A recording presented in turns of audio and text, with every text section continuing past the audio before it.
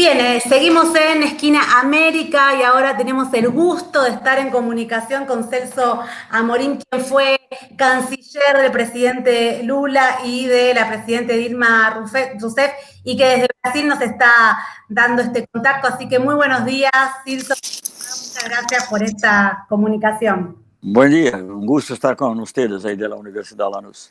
Bueno, muchas gracias. Bueno, Celso, estamos queriendo, bueno, vamos a hacer esta entrevista como en dos partes.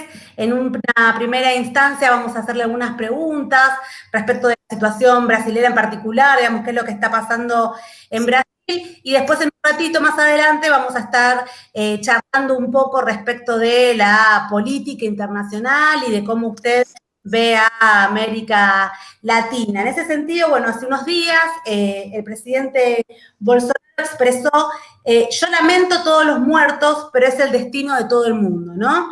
En este abordaje que él está haciendo de la situación, digamos, problemática de la crisis del país. Y él lo decía cuando le preguntaban, bueno, de un mensaje a las víctimas, ¿no? Y él decía, bueno, lo lamento mucho, pero es el destino. ¿Cómo evalúa esto? ¿Cuál es el ánimo de brasileños? Sí. Esa es una cosa impresionante, ¿no? Porque puede muy bien ser el destino de todos en términos existenciales y puede ser el destino, pero es una cosa que un teólogo místico puede quizás decir, ¿no? Un místico más bien que un teólogo puede decir, pero no un político, no un presidente, ¿no? El presidente tiene que tratar de la vida de las personas. No queremos a alguien que sea, digamos, encargado solamente de nuestras almas en el otro mundo, cosa que tampoco hace, pero queremos que trate de nuestra vida, de nuestro bienestar en ese mundo. Eso es una cosa que es muy sorprendente, no es muy brasileña para empezar, ¿no? Es muy raro para nosotros. Mucha gente dice, no, lo que pasa en Brasil es muy raro para nosotros. Yo no puedo, claro, son cosas que están ahí. Bolsonaro tiene apoyo de 25, quizá alguna vez 30% de la población, y por lo tanto hay gente que quizá piensa, es sensible a lo que dice, pero es muy contra todo de la cultura, de la tradición brasileña, no solamente de los progresistas de la izquierda, pero diría, digamos, de la gente normal, que normal de derecha, digamos, ¿no? Que no es progresista como yo soy, pero que aún puede ser considerada normal. Es muy raro, muy difícil, muy incomprensible. Será una materia a largo plazo para estudio de algún tipo de psicanálisis social que tiene que hacerse. Es la única. Hay quizá digamos, un rasgo de psicoanálisis individual, pero hay también un rasgo de psicoanálisis social, porque si hay gente que lo sigue, aunque no sea la mayoría de la población, es muy impresionante. Y en ese sentido, Celso, ¿cuál es el ánimo de los brasileños y las brasileñas en relación a, en estos momentos, ser el segundo país que tiene la mayor cantidad de contagios y una gran cantidad de decesos? ¿Cómo ve los ánimos entre el pueblo, digamos, brasileño? Bueno, yo creo incluso que en los últimos días, yo no sé, no comparé ayer y anteayer, pero en los últimos días era el país con más grande número de casos nuevos, ¿no? Y de muertes nuevas, si se puede decir así. No, el pueblo está perplejo, ¿no? Porque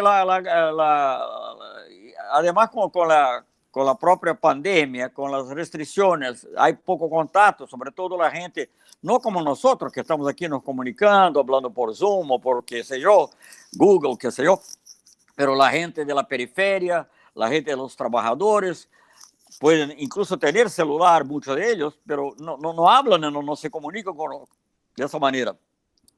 Entonces es difícil decir cómo es, pero yo me temo que estamos creando, además de todo, una gran crisis social y que en algún momento pueda haber una explosión. No sé qué momento será ese, no sé si llegará, porque obviamente, además de los muertos, que es algo terrible y que inspira revolta de la población, hay también una gran crisis económica. Creo que en Brasil las previsiones no son siempre las mismas, pero le escucho algo como una caída del PIB, se hablaba de 5,6%, ahora ya se habla de 7, 8%, entonces es una verdadera depresión, ¿no? Entonces, eso todo, desempleo muy alto. Entonces, es difícil hablar del ánimo del pueblo hoy. Curiosamente, en el último domingo hubo manifestaciones, ya por la primera vez, manifestaciones no solo de esa minoría bolsonarista que siempre está ahí criticando la justicia, criticando al Supremo, criticando las instituciones, haciendo la promoción de un golpe, pero hubo una manifestación también de protesto que empezó incluso de una manera muy curiosa, para ustedes argentinos debe ser curioso también, con las hinchas organizadas, no sé si se dice así, de los grupos organizados de los equipos de São Paulo principalmente, y que se fueron a la calle. Pero ahí ya rápidamente uno de las personas importantes, el vicepresidente, ya dice, no, eso hay elementos ahí terroristas, qué sé yo. Entonces, vivimos un momento de gran tensión, porque además de todo lo que está ya ocurriendo, hay una amenaza casi permanente de un golpe. Lo que creo está impidiendo el golpe es que no hay unanimidad, creo, en el medio militar para eso. Hay los militares que están en el gobierno, que quizás, no puedo decir afirmativamente, pero quizás podrían ir hasta eso, no sé. Hay algunos de la reserva que seguramente tienen esa posición, pero los mandos militares actuales creo que son más cautos y tienen una visión más profesional del rol de las Fuerzas Armadas. Entonces, eso en realidad es lo que está impidiendo que haya algo peor. Celso, buenos días, Carlos Godoy. Buen día, Carlos. Sí, es interesante esto que estás planteando porque hay muchos analistas que están hablando de eso, ¿no? Como de que Bolsonaro estuviera tratando de forzar que se den situaciones de enfrentamiento o de malestar social para implicar a una salida militar, es decir, fuera un autogolpe, ya fuera la salida de los militares a la calle, pero es interesante esto, ¿no? Que hay como un equilibrio, un balance que le dan los militares a este descontrol en el Ejecutivo, en el Poder Ejecutivo, ¿no? ¿Qué opinión tiene la población? ¿Tiene alguna opinión la población con respecto a esta alta participación de cómo el pueblo brasileño lo está persiguiendo, ¿no? Son más de 10 ministros que provienen de las Fuerzas Armadas en el gabinete de Bolsonaro, ¿no? Es una impronta fuerte. Bueno, déjame decir, las Fuerzas Armadas, después del golpe, de los daños, reconquistó en Brasil una gran confianza de la población, porque probablemente pasa en otros países también, pero en Brasil, siempre cuando hay un problema, digamos, una inundación, un desastre natural, cosas así, o problemas de la sequía en el Nordeste, muchas otras situaciones, incluso cuando hubo que plantear la cuestión de los más médicos, quien llevaba a los médicos a los sitios más distantes de Brasil eran las Fuerzas Armadas, ¿no? Bueno, entonces, para decir, entonces tienen así un cierto prestigio con la población, entonces no creo que haya habido de la parte, no hablo de la élite, hablo ahí más generalmente del pueblo, no hay una reacción contra la presencia de militares. Ahora sí, quizás por los exageros, porque creo que mucha gente se preocupa.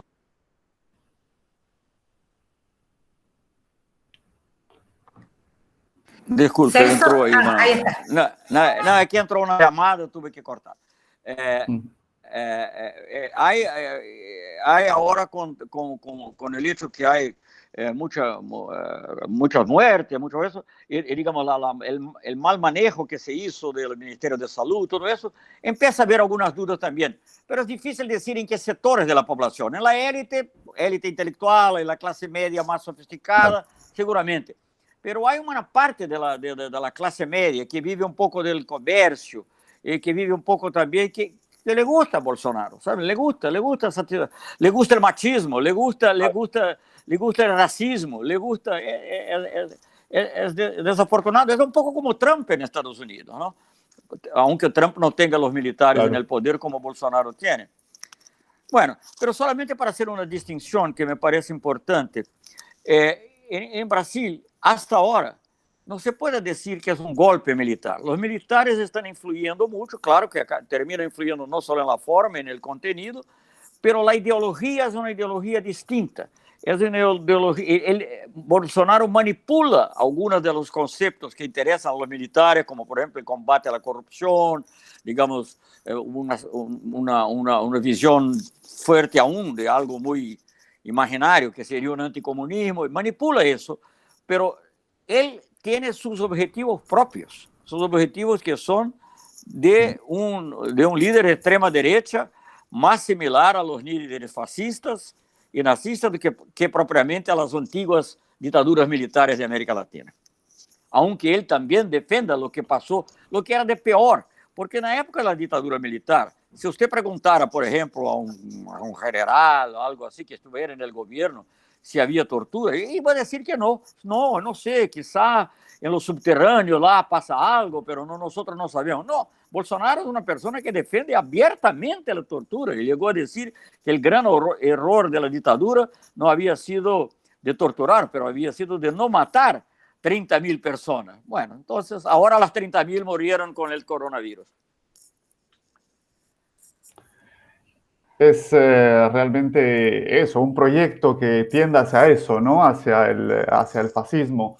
Y en ese sentido, el pasado 21, si no estoy mal, de mayo, el PT junto a otras organizaciones de la sociedad civil, iglesias, organizaciones campesinas, de trabajadores, presentaron una solicitud de impeachment ante el Congreso brasileño, que no es la primera, lejos, sino... hay unos 30 pedidos ya. Claro. ¿Qué es lo que en este momento impide o evita que esto se lleve adelante, ¿no? Sabemos que hay una pugna de poder entre eso, ¿no? Entre lo que puede ser todo el sector judicial, ¿no? El poder judicial y el ejecutivo en el Brasil. Pero más allá de eso, ¿qué factores se juegan ahí que impiden el avance de estos impeachments? Bueno, hay cosas que corren en paralelo y que naturalmente pueden influenciarse mutuamente, ¿no? Los casos que están en la justicia, puede ser que alguna alegación más grave se pruebe y que eso también cambie el ánimo. Pero en Brasil es necesario decir que el poder de iniciar el proceso de impeachment está muy en las manos del presidente de la Cámara de Diputados, muy en las manos de él, ¿no? Y él depende mucho del juicio que él hace. Yo puedo emitir sobre eso solamente una opinión. Yo creo que por lo menos hasta poco, no sé qué piensa él con relación al impeachment como su opinión personal, pero políticamente yo creo que la visión que tenía es que habría resistencia en dos sectores.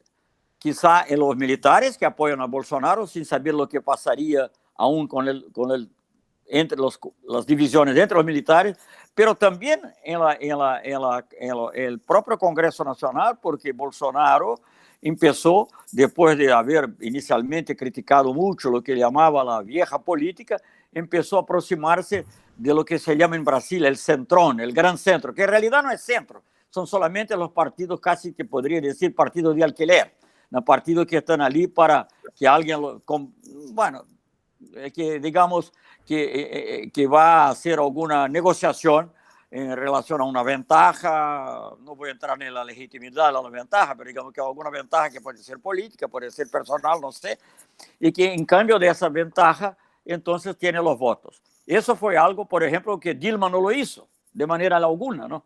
Y que en realidad las perjudicó. Que Bolsonaro está haciendo, ¿no? Está haciendo. Entonces, hay dudas si un proceso de impeachment, aunque sea formalmente iniciado, se podría pasar. Claro que eso es una cosa que no es estática, dependiendo un poco del camino que tomen las investigaciones y dependiendo un poco de la reacción, no de los militares en el gobierno, pero del mando militar en relación a esas investigaciones, puede ser que cambie y que eleven el presidente de la Cámara a iniciar. Todavía eso sería un proceso lento, ¿no? Porque normalmente, a menos que algo ocurra, una renuncia, algo así, tomaría por lo menos 2, 3 meses. Entonces, es un proceso muy, muy largo.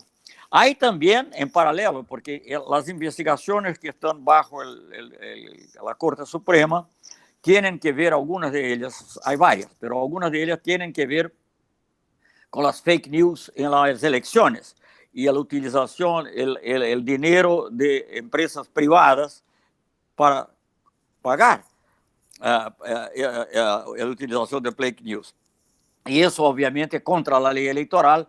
Y por ejemplo, si algo como eso se comprueba, ahí es una cuestión que está bajo un juicio del Tribunal Superior Electoral y eso podría llevar en tesis, no sé, no creo que sea muy probable, pero podría en tesis llevar a una anulación de la elección. Ahí saldría Bolsonaro y Mourão, el vicepresidente. Quizás por esa razón, Mourão en los últimos días, en las últimas semanas, ha tenido escrito artículos, ha puesto en los periódicos artículos que, digamos, le aproximan mucho de la extrema derecha también, más bien que de la parte pragmática que parecía inicialmente seguir, le aproximan de la extrema derecha, pero con sutiles diferencias en relación a Bolsonaro. Como que dicen, bueno, yo estoy aquí, si hay un impeachment estoy aquí, pero si hay el otro va a ser una confusión. Entonces es muy difícil y muy complejo todo eso, y es muy difícil, solamente es imposible prever lo que va a pasar. Uno puede decir, es como, hoy día eso cambió, pero era como, digamos, 20 o 30 años atrás se hablaba en la meteorología, ¿no? Uno dice, hay un viento aquí, hay una nube allí, pero decir si va a llover o no, eso no puedo decir. Eso no se puede decir, no, sí, es un equilibrio que es en el día a día, ¿no? Porque hay acciones de lado y lado, están habiendo sí, constantemente, claro, constantemente. En la parte judicial, presentación. En la parte judicial, el inicio de manifestaciones, manifestos más varios, más variables, ¿no? Hay una confusión en Brasil, incluso hay tantos manifestos, bueno, que algunos reúnen más gente, otros menos, unos que tienen más apoyo para aparecer en el grande medio, pero por otra parte alejan algunos liderazgos más progresistas. Bueno, es muy complejo, muy complejo. Sí, justamente es eso, sobre eso le queríamos preguntar, que nos cuente quizás un poquito más cómo está la situación hoy de las fuerzas políticas, de las fuerzas populares, obviamente del PT, digamos, cómo se están reorganizando, o quizás pensando alianzas, y quizás, bueno, profundizar un poco. Usted recién comentaba que las manifestaciones quizás están medio dispersas o no están quizás yendo para un mismo camino. ¿Cómo ve o cómo evalúa este Bueno, Magali, déjame decir, yo soy afiliado al PT. Bueno, normalmente sigo la línea del PT cuando hay una línea definida como línea, ¿no?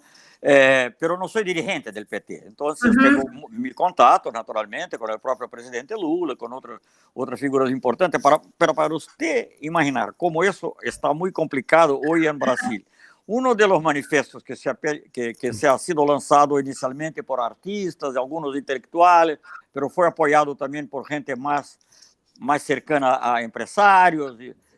Bueno, ese manifiesto que se llamó Juntos, se llamó, hay varios, pero ese que se llamó Juntos, yo incluso he dicho Juntos pero separados, no sé, pero ese manifiesto Juntos, gente como Fernando Haddad, que fue candidato a presidente, yo mismo, gente del Partido Comunista de Brasil, como el gobernador de Maranhão, Manuela Dávila, que ha sido candidato a vicepresidente, lo firmaron. Y Lula no lo firmó. Entonces es para tener una idea de cómo la situación es compleja y cómo los juicios, y en esa situación que todo está bajo esa dificultad de comunicación, no hay una posibilidad de una conversación directa. Yo hablo algunas veces con el presidente Lula, hablo algunas veces con la presidenta del partido, pero no es una cosa natural, no es una cosa normal. Y bueno, eso impide un diálogo más constante, ¿no? Entonces, para ilustrar, pero sí creo que, digamos, el PT sigue como una gran fuerza y va a seguir como una gran fuerza. Cosas importantes como, por ejemplo, el ingreso de emergencia que se ha creado, ha tenido, digamos, fuerte, fue una iniciativa del PT con otro partido progresistas de izquierda. Hay otras que están a camino. pero es difícil incluso medir la influencia porque, digamos, los sindicatos están... ¿Cómo pueden movilizar los sindicatos? Es imposible. La gente... ¿Qué significa un paro hoy? ¿Qué significa eso? No sé. Todo es muy difícil. Entonces, yo creo que... claro que algunos sindicatos tienen aún mucha fuerza, como el petróleo y algunos otros, pero la gran mayoría es difícil de medir porque es imposible. Y además con la gran amenaza del desempleo también, que ya venía de antes, pero que aumentó mucho, la gente también, los trabajadores, creo que son cautos con relación a acciones que puedan resultar en salir del empleo, porque uno sale del empleo hoy no sabe cuándo va a tener otro, ¿no? Tal cual. Está difícil, y también, Celso, se lo preguntábamos porque justamente, ¿no? Aquí en Argentina también es muy difícil que llegue la información, una información clara de lo que está pasando. Usted mencionaba hace un ratito todo lo que fue la campaña de Bolsonaro y las fake news, digamos, y bueno, eso obviamente atraviesa toda la información, entonces, bueno, por eso es importante la información de primera mano como usted nos está compartiendo. Bueno, estamos en comunicación con Celso Amorín, quien fue el canciller de Lula y fue ministro de Defensa también de Dilma Rousseff, aquí por Esquina América, por la radio Megafón de la UNLA. Bueno, seguimos entonces con la entrevista. Carlos, no sé si... Celso, sí, te escucho, Maga. Bueno, justamente hablando de esto del empleo y de todas las preocupaciones un poco de los trabajadores, yo creo o te pregunto más bien sobre el rol de los gobernadores en este momento, ¿no? ¿Se han estado en una confrontación o han resistido estos intentos de minimizar el impacto de la pandemia en Brasil por parte de Bolsonaro? Y los gobernadores han sido quienes han llevado adelante las medidas de distanciamiento social o buscado preservar, en definitiva, sus territorios, ¿no? ¿Qué impactos tiene esto hoy día? Bueno, Carlos, eso diría que hace un mes y medio estuve en el auge, cuando se trataba digamos, de saber si íbamos o no al distanciamiento, cosas así. En realidad, lo que pasó fue, digamos, aunque con muchas acusaciones mutuas, ataques, sobre todo, curiosamente, más ataques de Bolsonaro a los gobernadores, más del centro-derecha, sobre todo, curiosamente, aunque seguía atacando la izquierda, pero porque veía esos de centro-derecha como sus potenciales rivales en la próxima elección.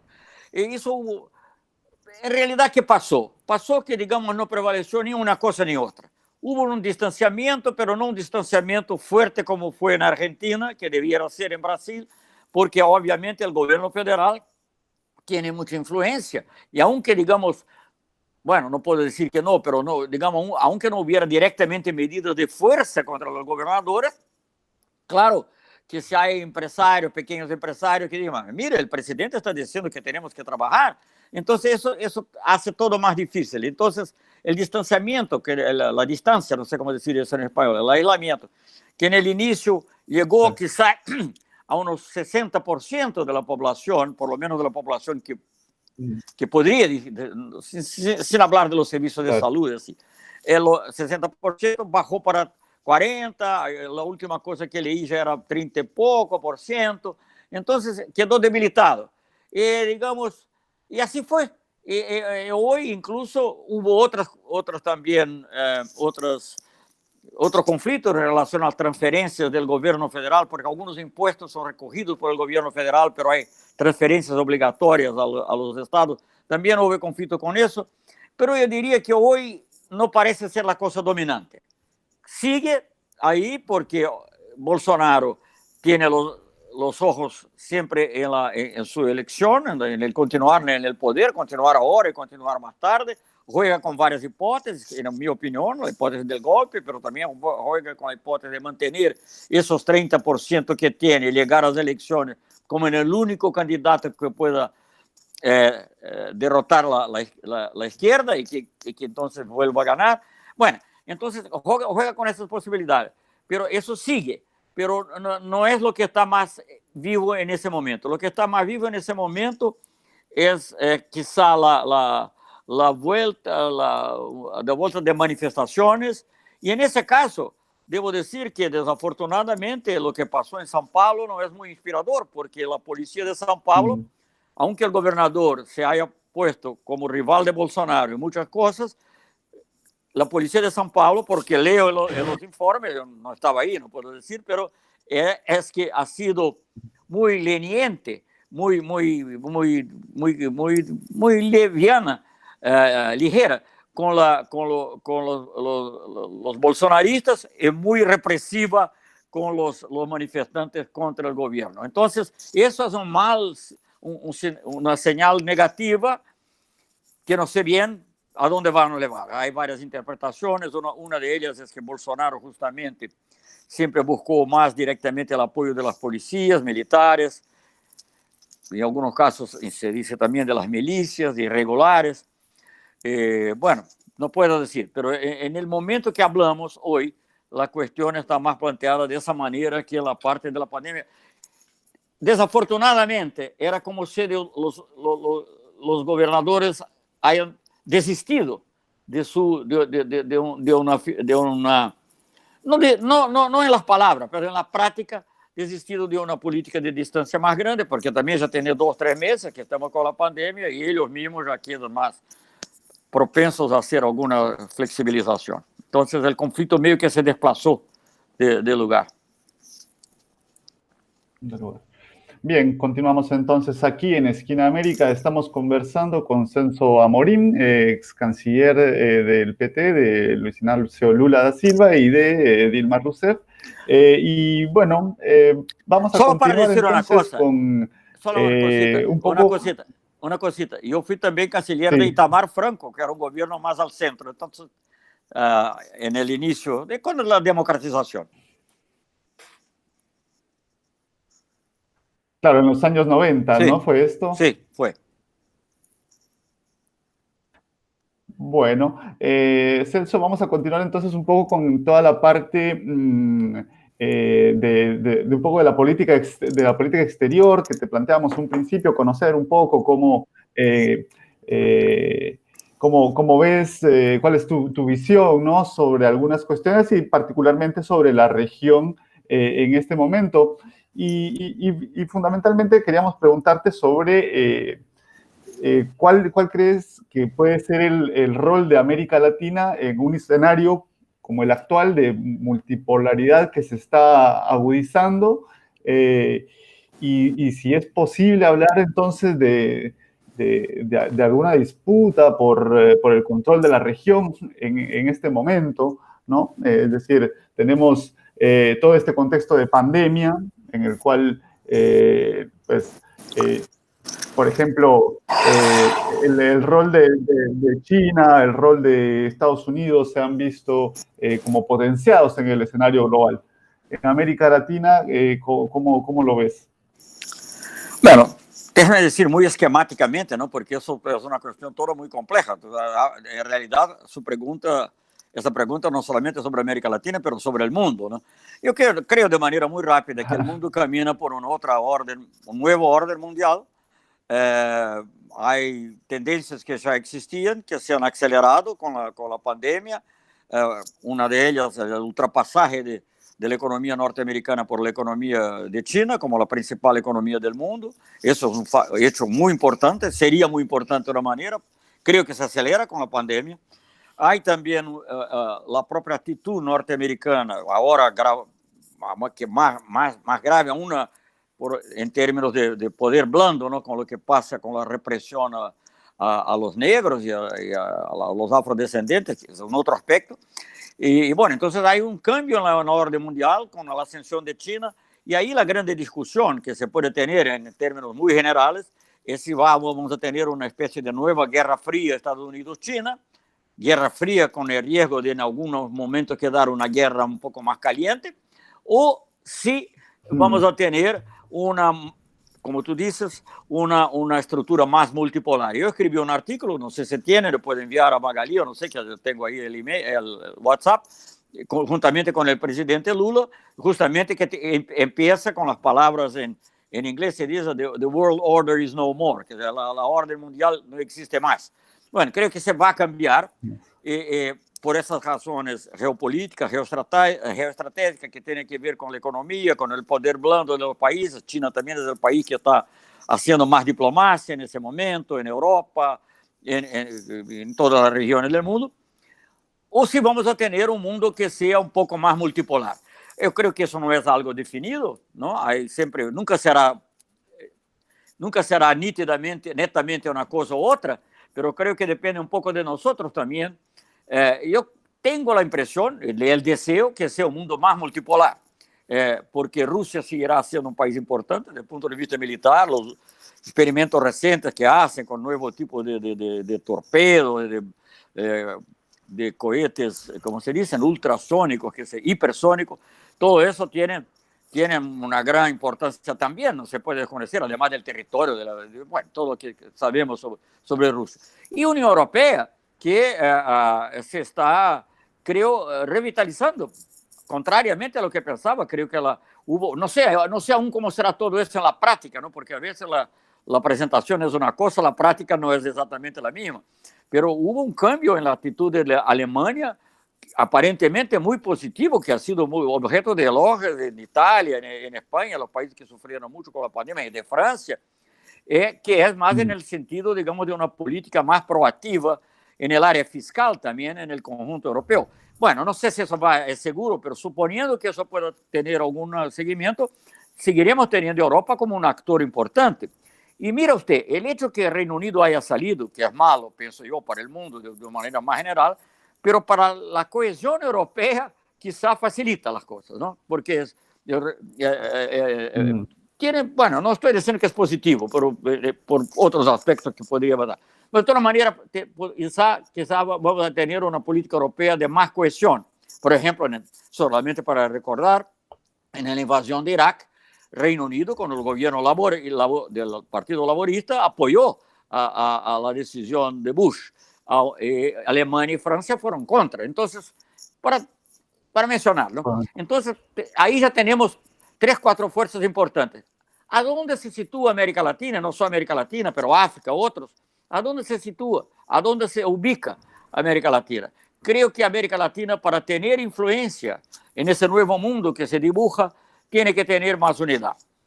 Hoy está muy dividida, porque, queramos o no, Brasil es mitad de la América del Sur. Mitad en territorio, mitad en población, mitad en producto bruto, en economía. Entonces, tenemos gobiernos progresistas en México y gobiernos progresistas, pero aunque, digamos, bueno, no voy a hacer gobierno progresista en México y gobierno progresista en Argentina, gobiernos conservadores en el medio y gobiernos de extrema derecha en mitad de América del Sur. Entonces, eso hace muy difícil en el corto plazo pensar. Pero, digamos, nosotros tenemos que pensar al medio plazo. Yo creo que, digamos, a medida que los gobiernos, obviamente que yo quiero y deseo que sea un gobierno progresista, como fueron de Lula y de Dilma, que hicieron mucho, como tú sabes, no solamente ustedes de Guatemala, ¿no? Sí, de Guatemala, sí. ¿Cuándo tú puedes imaginar que el primer viaje de un presidente guatemalteco no hubiera sido al norte y sí al sur, que haya venido a Brasil? Eso pasó, ¿no? Eso pasó, porque la política era muy activa. Entonces, bueno, eso es lo ideal. Pero aunque no sea lo ideal, aunque sea, digamos, un gobierno sencillamente normal, una coalición, qué sé yo, eso ya cambiaría mucho las cosas. Porque si uno va a mirar la historia de Brasil, sobre todo el periodo democrático, en algunos aspectos incluso antes del periodo democrático, pero seguramente en el periodo democrático, verá que Brasil siempre tomó una política de relativa independencia en relación a Estados Unidos, algunas veces muy fuerte. En el gobierno militar de Geisel se rompió el acuerdo militar con Estados Unidos, en plena dictadura, por razones que podríamos hablar. Bueno, bueno, el gobierno Sarney, el gobierno Collor, el gobierno Cardoso, todos, por ejemplo, votaron contra el bloqueo de Cuba. Todos. ¿No es?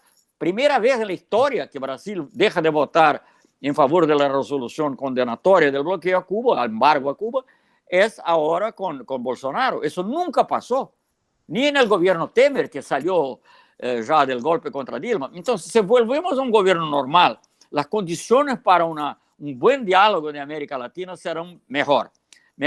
Y con un gobierno, yo espero que sea mejor que sencillamente normal, pero estoy diciendo que eso ya sería, digamos, un cambio que nos permitiría tener una posición unida para tener influencia, porque África va a tener. Eso se vio ahora en la reunión. África tiene los problemas entre ellos, los países, pero cuando se trata de grandes cuestiones internacionales, se ponen unidos, ¿no? Eso tendrá una gran influencia en esa reforma que me parece inevitable de algunas de las instituciones internacionales. Entonces, esas un poco. Depende mucho también de lo que va a pasar internamente en cada país. Las protestas en Chile seguirán con la fuerza que tenían antes. Eso va a decretar el fin del neoliberalismo en el país que era tenido como el modelo del éxito del neoliberalismo. Son cosas, ¿no?, que no sabemos. En Brasil lo mismo, ¿no?, ¿qué va a pasar? Yo creo que, en mi opinión, los días del neoliberalismo tal como existía están contados, terminados. Pero no puedo decir exactamente cómo va a ser. Celso, respecto a usted estaba mencionando recién la cuestión de la integración, ¿no?, como muy importante latinoamericana, que bueno, hoy está bastante debilitada, pero hace pocos días hace unos días se realizó la reunión de Puebla, que usted participó, donde participaron exmandatarios, bueno, estuvo Alberto, el presidente argentino.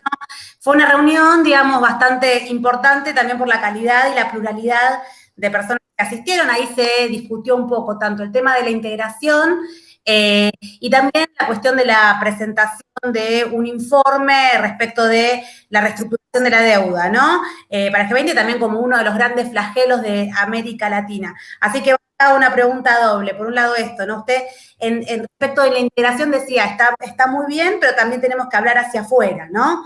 Sí, ese es el principal problema. Claro, me pareció muy interesante, porque es verdad, a veces nos hablamos mucho hacia adentro y no estamos pensando en cómo poder hacer llegar nuestros mensajes hacia otros lugares, y usted lo estaba diciendo a un alto nivel, ¿no?, de presidentes y demás. Eso, alguna reflexión al respecto, y después también alguna reflexión respecto del tema de la reestructuración de la deuda, que bueno, tanto desde el Grupo de Puebla, como también la CELAC ahora está con unos intentos de presentar algún informe, si cree que estos foros pueden llegar a tener algún tipo de incidencia para mover el tablero mundial respecto de este tema tan importante, ¿no? Bueno, yo creo que el Grupo de Puebla es muy importante porque, digamos así, ahí tienen una discusión entre personas Nunca hubo en América Latina un foro con 10 expresidentes, además de un presidente actual, de representante de un gobierno que está en el poder, que es el gobierno de México, ¿no? Nunca hubo eso, ¿no? 9 expresidentes. Además, porque nunca hubo antes 9 expresidentes progresistas, pero de otra manera, sea como es que varios víctimas de golpe, pero sea como fuera, es muy importante, eso es algo muy... Tendríamos que atraer ahí a nuestro amigo, ahora me olvidé su nombre rápidamente, que era nuestro el presidente de Guatemala, que fue nuestro... que después Alejandro Gianmattei es el actual. No. El otro fue Álvaro Colón. Álvaro Colón, yo no sé qué hace él hoy día, pero era un tipo de centro-izquierda, tenía contacto con nosotros, y ahí, bueno, menciono en pasando. Pero de todas maneras, eso nunca hubo. Entonces es algo muy importante tener una discusión en que participa Lula, Correa, además Alberto Fernández, etc. Muy importantísimo, no hay que disminuir. Pero, obviamente, no basta, no es suficiente que estemos de acuerdo en todo, ¿no? Que estemos de acuerdo sobre los afrodescendientes de Estados Unidos, que estemos de acuerdo con la deuda. Tenemos que convencer a otros. Tenemos que convencer, no digo a las personas que están en el poder hoy, porque esas quizás no pueden ser convencidas, pero tenemos que hacer que nuestra voz llegue a Naciones Unidas, llegue, digamos, al Centro-Sul, que no es otras organizaciones no gubernamentales, que se lleguen a los progresistas internacionales, International Progressives, en el cual, por ejemplo, yo y algunos otros hacemos parte. Hay un artículo que salió hace poco, creo que fue Telam que publicó, que ustedes pueden ver que se habla un poco de eso también. Entonces, eso creo es mi principal preocupación.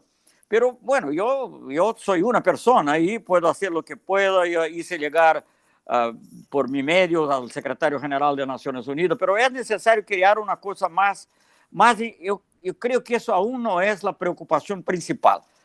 O bueno, no tiene que ser la principal, pero una de las principales. Entonces, creo que eso es algo que alguna vez también, bueno, estoy haciendo así un poco de autocrítica también con relación a mí mismo, ¿no? Porque yo también soy actuante. Y creo que eso tenemos que aumentar y tener, porque muy bueno que estemos de acuerdo con la deuda, con en fin, no sé cuál es la palabra que usar, pero de no pagar la deuda, que el tema de la reestructuración de la deuda. O de la reestructuración, o incluso no solo reestructuración. No en algún caso es más que reestructuración, por lo menos una moratoria con otro nombre, sí. Que no le gusta el nombre moratoria, pero de todas maneras, estoy de acuerdo con eso, todos son de acuerdo, pero no es suficiente, es necesario que otras personas estén de acuerdo. Tenemos que convencer, por ejemplo, el G20. Yo sé que Alberto Fernández hace un esfuerzo para eso, pero México también puede ayudar, ¿no? Tenemos que Chile, no sé, gobiernos de derecha, pero quizás también en una situación como esa podría ser convencido de algunas cosas. No sé. Bueno, entonces, de otras quizás no, pero de algunas sí. Entonces, tenemos que convencer a otros. Ese es el gran reto internacional. Tenemos que hablar con la Unión Europea. Mire usted, Unión Europea, con relación a un tema muy importante para América Latina, que tiene que ver con la no intervención, que tiene que ver con las sanciones, sigue casi los países reconociendo a Guaidó, que es una cosa totalmente absurda. Y creo que eso ha sido no una decisión con mucha reflexión. Tenemos José Luis Zapatero entre nosotros, ¿no? Pero él tampoco logra convencer al gobierno actual, que es un gobierno progresista en el país. Pienso yo, no sé si no hablé con él específicamente sobre eso, pero las dificultades son reales. ¿Y por qué, creo yo? Antes de la pandemia, creo que había una razón principal. Puede haber otra. Claro que Maduro comete sus errores, creo que eso puede también, hay mucha gente exilada de la clase media venezolana que va para Europa, va para España y que tiene influencia también en los políticos, hay muchas cosas. Pero yo creo que hay intelectuales, etc. Pero hay también un otro factor, creo. Es que Unión Europea, antes incluso del COVID-19, ya tenía muchas diferencias con Trump. Entonces, en un tema que es muy central para Trump, y para Estados Unidos en ese caso, pero muy central para Trump, y que para ellos quizá no es tan central, dicen, bueno, dejemos eso con Estados Unidos. Pero hoy, ahora, con todos los absurdos que Trump hace todos los días, internamente, en relaciones internacionales, ¿no? Con relación a todas las cuestiones, quizás sería el momento también de intentar convencer a la Unión Europea de cambiar de posiciones. El Grupo del Pueblo tiene que tentar algo así, ¿no? Por los medios de que disponemos, ¿no? Que no son muchos, pero que son medios. Entonces, eso quiere decir eso, el Grupo del Pueblo es excelente, es un foro de altísimo nivel, pero tenemos que convencer a otros más. Estamos, por ejemplo, en relación a la propia pandemia, Lula hizo una propuesta que fue apoyada por el grupo de intentar convencer al secretario general de Naciones Unidas o a los miembros de Naciones Unidas a tener una sesión especial de la Asamblea General. Mire usted, creo que la sesión especial es absolutamente necesaria, por lo que conozco de Naciones Unidas, no solamente por la pandemia, porque en 2015 se aprobaron los Objetivos del Desarrollo Sostenible, o sustentable, no sé cómo dicen, la Agenda 2030. ¿Cuál es el valor de la Agenda 2030 después de la pandemia? ¿Cómo se considera la equidad? ¿Cómo se considera la deuda que ustedes mencionan? ¿Cómo se consideran las cuestiones de salud, de la vacuna universal? ¿Cómo se considera? Eso no es una cuestión específica de la salud, no es una cuestión específica de la Organización Mundial de la Salud. ¿Cómo se considera el empleo? ¿Cómo se consideran los derechos laborales, que están ahí también presentes? ¿Cómo se considera todo eso que está en la Agenda 2030 y que ahora nadie piensa, ¿no? Entonces, creo que eso exigiría, sí, una reunión especial de la Asamblea General que pueda considerarse, no es la pandemia, el post-pandemia, la equidad, la paz, cómo influencia en la paz, cómo eso influencia en los movimientos migratorios, qué influencia eso tiene sobre la paz en el mundo, cómo las sanciones que se operan ahora también tienen un efecto perverso en las cuestiones sanitarias, por ahí, las influencias son recíprocas, ¿no? Eso exigiría una sesión. En el Consejo de Seguridad no hay nada a hacer. Creo que los temas tienen que ser levados ahí para levar, pero no van a pasar nada porque hay un conflicto absoluto, sobre todo los temas importantes entre China, Estados Unidos, Rusia, etc. Pero son temas propios de la Asamblea General. Da Assembleia General das Nações Unidas. Bueno, quando se habla de reforma do sistema, sei que todo isso é muito difícil. Eu trabalhei muitos anos com as Nações Unidas, como canciller, como embajador das Nações Unidas em Nova York, como embajador em Ginebra, junto ao OMC, mas também junto aos organismos internacionais, desde o SARM, etc., etc. Sei que é muito difícil, mas foi necessária uma grande crise, como a guerra, para que hubiera a reforma que criou as Nações Unidas. Reforma, digamos, não, porque foi a primeira que, porque a Liga da Sociedade de Nações desapareceu, bueno, foi para que hubiera uma estruturação da ordem internacional. Eu sempre dizia que quizás necessitamos de outra espero que não seja uma guerra. Obviamente não me gusta para nada que haya sido uma pandemia, mas o hecho é que uma crise desse tipo impõe uma reflexão sobre coisas muito fundamentais. Vamos a continuar teniendo un Consejo de Seguridad con veto recíproco sobre temas que incluso algunos no son en realidad ni mismo que afectan. Yo puedo concebir el veto de Estados Unidos si es una cosa que su seguridad inmediata está amenazada, porque obviamente esa es una resolución, después de eso puede generar una guerra mundial, o viceversa con Rusia, como fue con la Unión Soviética. Puedo concebir, pero hacer un veto para poner veto para impedir una resolución que tiene que ver con la pandemia, que tiene que ver con sanciones, que tiene que ver con... Es un absurdo, es un absurdo. Ese veto, si se quiere mantener, debe ser posible de ser overruled, de ser ultrapassado por decisiones, quizá por 3/5, que sea, 4/5 que sea de la Asamblea General, pero ese tipo de cambio es necesario, es fundamental. Bien, y recién mencionaba, ¿no?, la Unión Europea y demás. ¿Qué le parece a usted el acuerdo entre la Unión Europea y el Mercosur? Y la realidad del Mercosur, ¿no?, ya que Bolsonaro también se ha dicho o ha amenazado de que podía llegar a dejar el Mercosur, digamos, rompiendo con una historia de articulación o de integración muy importante entre nuestros países. ¿Cómo evalúa esto en este marco, ¿no?, que también que usted está planteando que... Mira, Magali, déjame, yo tuve, no sé si es ventaja o desventaja, pero tuve muchos años. Yo pasé los últimos 20 años de mi vida activa, sea como canciller, sea como embajador en puestos a donde cosas importantes eran discutidas. Entonces, yo debo decir, yo no estoy en contra que haya un acuerdo entre Unión Europea y Mercosur. Un acuerdo. Además, yo participé de los primeros intentos de lanzar essa discussão em 94, porque em la época China não era o que é hoje, e o equilíbrio mundial para nós na América Latina era essencialmente um equilíbrio entre Estados Unidos e União Europeia.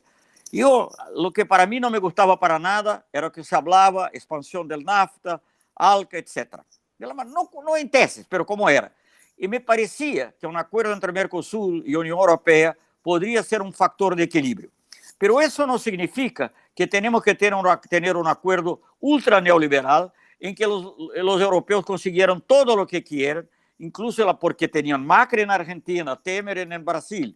Temer tuvo un gobierno más coherentemente neoliberal que Bolsonaro, porque Bolsonaro tiene un ministro de Economía ultra neoliberal, pero él tiene un instinto que es sobre todo de subordinación a Estados Unidos, más que neoliberal.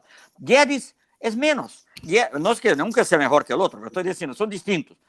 Para Guedes lo que interesa es liberalizar, terminar con todo aquí en Brasil, vender todo, vender él ha dicho, vender los palacios, vender todo, vender el Palacio del Morado, vender todo, ¿no? ¿Para qué se vende para americanos le gusta más, pero se vender para los chinos también le gusta. Él quiere terminar. Pero Bolsonaro no, Bolsonaro tiene una visión. Entonces, un mes después de que Brasil, un mes, 2 meses después, que Brasil, el gobierno haya celebrado como una gran victoria hacer el acuerdo, eso que el preacuerdo, ¿no?, entre Mercosur y Unión Europea, el propio Bolsonaro tomó medidas que lo hacen imposible, porque empezó a tener una pelea con Francia, que es justamente el país que crea más problemas. Después, con todas sus actitudes en relación al clima, a los indígenas, la misma cosa. Entonces, yo creo que ese acuerdo está muerto y es bueno que muera, es bueno que muera. No como idea, porque creo que en el equilibrio global, América Latina y Unión Europea tienen algo que hablar entre ellos, pero tiene que ser un acuerdo distinto. Desde el punto de vista europeo, por ejemplo, tiene que ser un acuerdo que tenga más respecto al cambio climático, para ellos sería bueno, pero de nuestro punto de vista también tiene que respetar nuestro desarrollo industrial, nuestro desarrollo científico y tecnológico, y también tener ventajas más obvias para los productos en que somos competitivos. Entonces creo el acuerdo, esa es mi opinión, pero ayer creo el Parlamento neerlandés ya dijo que no va a tener el acuerdo, por otras razones. Sí. No tenemos ilusión sobre eso, ¿eh? Tenemos que tener, algunos motivos son legítimos, otros son proteccionistas puramente, pero Bolsonaro ayudó a que todo eso se combine de tal manera que no haya acuerdo, puede ser que sea positivo. Solamente para, quizás, yo sé que estamos terminando, tenemos que tener esa integración, pero esa integración presupone también países en que internamente la presencia del Estado sea más grande. No un Estado para dominar todo, pero un Estado para ayudar a la industria, un Estado para estar presente en la educación, en la salud de manera muy fuerte en la cultura. Yo fui presidente de la Embrafilme, que era una gran productora de películas en Brasil. Una vez merecí dos editoriales en un periódico argentino, que uno decía que el Embrafilme hacía más por... Eso no puedo concordar, que hacía más por la imagen de Brasil que la diplomacia brasileña. Eso en los años 70. pero otro más importante, cuando yo salí por un problema que era relacionado con censura, ¿no? Pero una película que trataba del tema de tortura, estaba viviendo la abertura, pero era un gobierno militar, y la película se llamaba Adelante Brasil, que hablaba un poco de la tortura en los años, 10 años antes, y yo salí y tuve un editorial diciendo Adelante Embrafilme. Entonces, esa es la cultura. No hay alternativa para el apoyo del Estado. No existe en nuestro país. No hay empresa privada. Hay empresas privadas que son capaces de obtener apoyo del Estado y administrarlo. Eso sí. Claro. Pero no va a encontrar fondos suficientes en los bancos, en ninguna parte. No, a no ser por renuncia fiscal, que es siempre al Estado. Entonces, eso tenemos que tener y tenemos que desarrollar salud. Brasil tiene un sistema, en teoría, muy bueno. Es como el sistema inglés. Es un sistema de médico de familia que llega a todos los hogares, todo eso. Pero es necesario tener recursos, ¿no? Bueno, eso. Estoy me entusiasmando y ustedes tienen tiempo. Integración, pero integración de países en que la esfera pública sea más grande, países que sean democráticos, obviamente, en plan político, pero también más democráticos socialmente.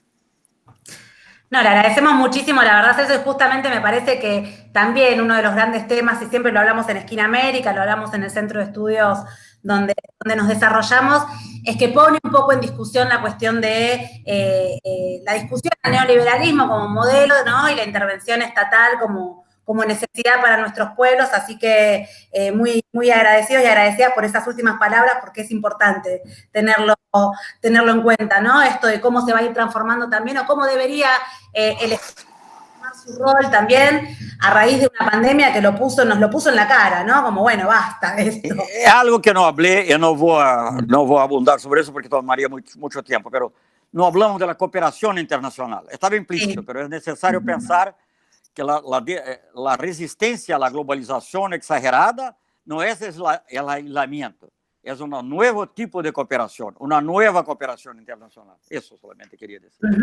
Bueno, lo comprometemos a volver a llamarlo en otro momento para seguir desarrollando estos conceptos, digamos, que es tan interesante usted con toda la experiencia, digamos, en política exterior que tiene, como diplomático también que es y que conoce mucho sobre esos temas, así que le agradecemos muchísimo por el encuentro. Esto, como sabe, lo estamos transmitiendo por el programa Esquina América de Radio Megafón, pero además lo vamos a transmitir esta conferencia grabada por todas nuestras redes, porque también consideramos que es importante ampliar y estas temas bueno, lo que pasa a nivel internacional, de cómo queda América Latina y cómo la integración quizás no es un tema que se hable en los medios hegemónicos o en los medios comerciales, donde quizás no hay tanto tiempo para profundizar sobre estos temas, pero que es importante para todos los latinoamericanos y las latinoamericanas agradecemos muchísimo por esta comunicación y también le pedimos que nos envíe ese material, después acordamos el material que escribió para poder ver ahí cómo lo presenta y nos lo autoriza a difundirlo también. Ok, lo haré. Bueno. Muchas gracias Magali. Gracias, Hasta la próxima. Hasta la próxima. Gracias Carlos. Muchas gracias, hasta luego. Hasta luego.